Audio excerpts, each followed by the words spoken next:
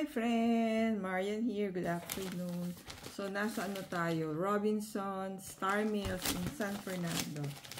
So, yan. Meron naman tayong haul from Robinsons Star Mills. Medyo madami po ating nagustuhan na books. Let me share with you our book sale haul from Pampanga. Ay, sana huwag masira ang paper. We can still use it sa journals natin. Dapat pala nagkuha tayo ng scissor. Hindi nasira ang ating paper bags. First is Create Your Bright Ideas. Ito, medyo expensive siya. $145.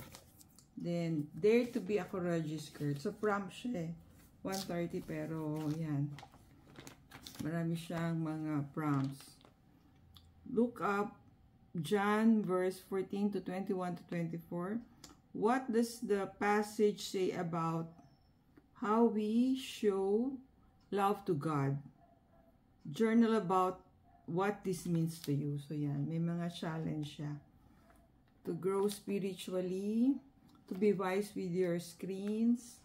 Ayan, marami po siyang activities inside. Yan. Kaya natin siya binili. $130.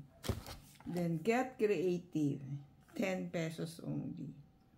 Extraordinaries for Everyday Discipline.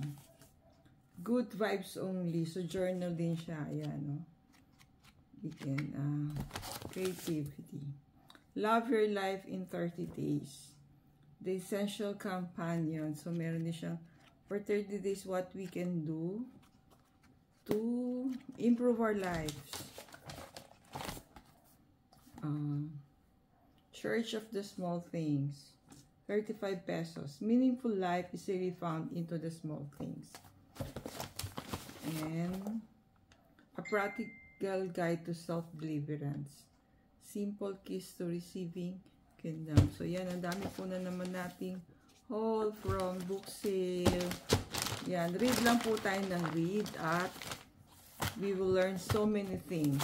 We will be able to develop our writing skills, reading skills. Lahat po yan we are developing in ourselves. Stay safe everyone. God bless you all. Thank you for watching. See you in our next video.